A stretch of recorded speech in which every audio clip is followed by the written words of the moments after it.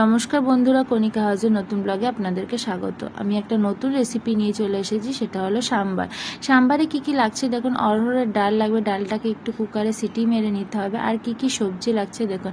কুমড়ো, ভেন্ডি, আলু, গাজর, আরও যদি আপনার ঘরে কিছু সবজি থাকে আপনি এখানে অ্যাড করতে পারেন। আর পেঁয়াজ লাগবে, রসুন লাগবে, টমেটো লাগবে, তেঁতুল লাগে, কারি পাতা আর সাম্বার মশলা কিন্তু অবশ্যই লাগবে। তেলটা দেখুন গরম হয়ে গেছে। গরম হয়ে যাওয়ার পর তারপরে আমি একটু শুকনো লঙ্কা, একটু সর্ষে আর কারি পাতা তেলে দিয়ে দেবো। তারপরে একে একে সব সবজি দিয়ে দেবো। কারি পাতাটা অবশ্যই লাগবে, কারণ সাম্বারের যে গন্ধটা সেটা পাওয়া যাবে না। কারি পাতা আর সাম্বার মশলা এই রেসিপিতে অবশ্যই লাগবে।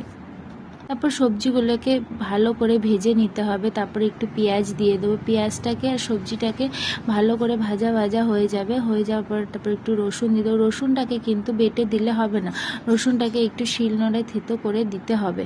তারপরে একটু টমেটো দিয়ে দিলাম। তারপর ভালো করে নাড়াচাড়া করে নিতে সবজিগুলো, টমেটো আর যে পেঁয়াজ রসুন সবগুলোকে একটু ভাজা ভাজা হয়ে যাবে, রেডি হয়ে যাবে। তারপরে দেখুন আমি একটু সাম্বার মশলা দিয়ে দেব। সাম্বার মশলাটা কিন্তু এই রেসিপির জন্য অবশ্যই দরকার। এই রেসিপিটা আপনারা ঘরে ট্রাই করে দেখতে পারেন, খুব ভালো লাগবে, ছোটদের বিশেষ করে খুব ভালো লাগবে খেতে। দেখুন আমার সবজিটা রেডি হয়ে গেছে। তারপরে আমি ডালটা যে ছিল ডালটা আমি দিয়ে দেবো। ডালটা দেওয়ার পরে ভালো করে নাড়াচাড়া করে নিতে হবে। তারপর ভালো করে ফুটে গেলে একটু সাম্বার মশলা দিয়ে দিতে হবে। সাম্বার মশলা দিয়ে দেওয়ার পর আমার দেখুন রেসিপিটা রেডি হয়ে যাবে। তাহলে আমার ব্লগটা আমি এখানেই শেষ করছি। আপনাদের যদি রেসিপিটা ভালো লেগে থাকে অবশ্যই লাইক, কমেন্ট, শেয়ার করবেন। আপনারা ভালো থাকবেন, সুস্থ থাকবেন।